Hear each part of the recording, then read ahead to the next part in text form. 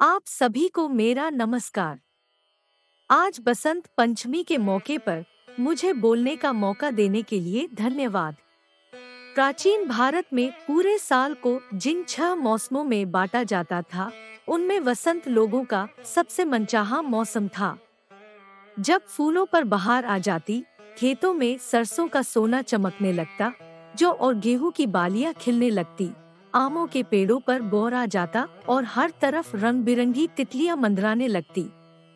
वसंत ऋतु का स्वागत करने के लिए माघ महीने के 5वें दिन एक बड़ा जश्न मनाया जाता था, जिसमें विष्णु और कामदेव की पूजा होती। यह वसंत पंचमी का त्योहार कहलाता था। शास्त्रों में बसंत पंचमी को ऋषि पंचमी से उल्लेखित किया गया है, तो पुराणों, शास्त्रों तथा अनेक काव्य ग्रंथों में भी अलग अलग ढंग से इसका चित्रण मिलता है। बसंत पंचमी कथा सृष्टि के प्रारंभिक काल में भगवान विष्णु की आज्ञा से ब्रह्मा ने जीवों, खास तौर पर मनुष्य योनि की रचना की। अपनी सर्जना से वे संतुष्ट नहीं थे। उन्हें लगता था कि कुछ कमी रह गई है, जिसके कारण चारों आर मौन छाया रहता है। विष्णु से अनुमति लेकर ब्रह्मा ने अपने कमंडल से जल छिड़का। पृथ्वी पर जलकण बिखरते ही उसमें कंपन होने लगा। इसके बाद वृक्षों के बीच से एक अद्भुत शक्ति का प्राकट्य हुआ। यह प्राकट्य एक चतुर्भुजी सुंदर स्त्री का था, जिसके एक हाथ में वीणा तथा दूसरा हाथ वर मुद्रा में था। अन्य दोनों हाथों में पुस्तक एवं माला थी। ब्रह्मा ने देवी से वीणा बजाने का अनुरोध किया। जैसे ही देवी ने वीणा का मधुर नाद किया, संसार के समस्त जीव जंतुओं को वाणी प्राप्त हो गई। जलधारा में कोलाहल व्याप्त हो गया। पवन चलने से सरसराहट होने लगी।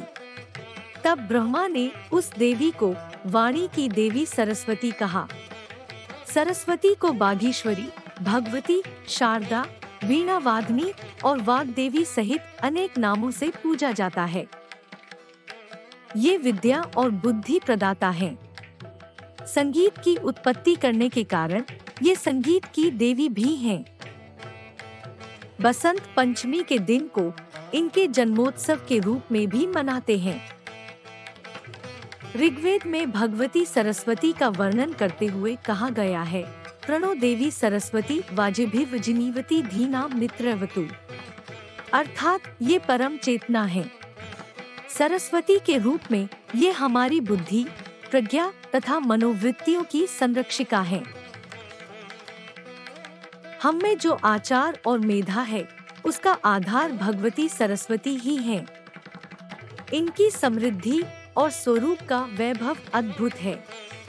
पुराणों के अनुसार श्री कृष्ण ने सरस्वती से खुश होकर उन्हें वरदान दिया था कि वसंत पंचमी के दिन तुम्हारी भी आराधना की जाएगी, और यूं भारत के कई हिस्सों में वसंत पंचमी के दिन विद्या की देवी सरस्वती की भी पूजा होने लगी, जो कि आज तक जारी है।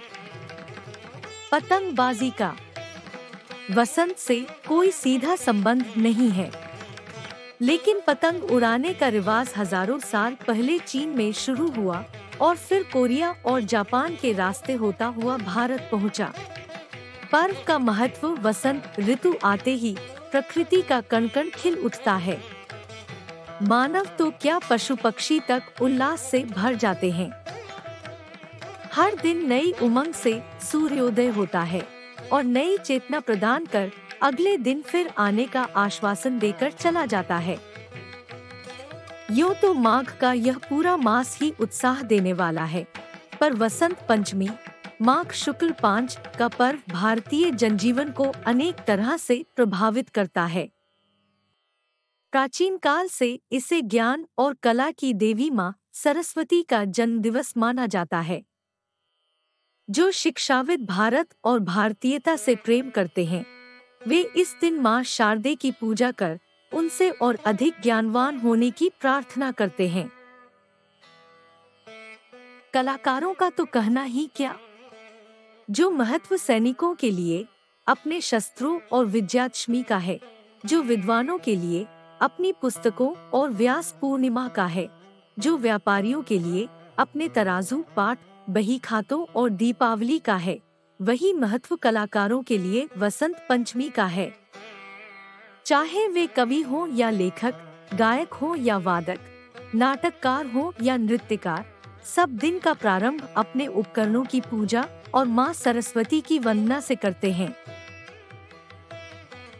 इसके साथ ही यह पर्व हमें अतीत की अनेक प्रेरक घटनाओं की भी याद दिलाता है। वसंत पंचमी हिंदी साहित्य की अमर विभूति महाकवि सूर्यकांत त्रिपाठी निराला का जन्मदिवस भी है। निराला जी के मन में निर्धनों के प्रति अपार प्रेम और पीड़ा थी। वे अपने पैसे और वस्त्र खुले मन से निर्धनों को दे डालते थे। इस कारण लोग उन्हें महाप्राण कहते थे।